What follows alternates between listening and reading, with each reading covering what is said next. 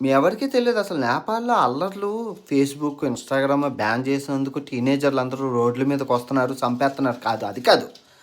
అక్కడ అసలు సిసలైన నాచం అవినీతి.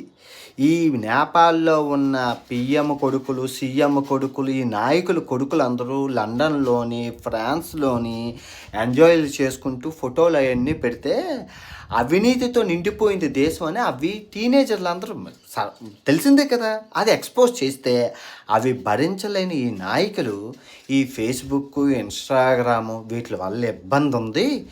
ప్రజలు పాడైపోతున్నారని బ్యాన్ చేశారు. ఇప్పుడు ఒక ఒక ఒక వ్యాపారం ఉన్నదంటే దానికి అడ్వర్టైజ్‌మెంట్‌ల కోసం వాట్సాప్ గ్రూప్ పెట్టుకుంటాడు.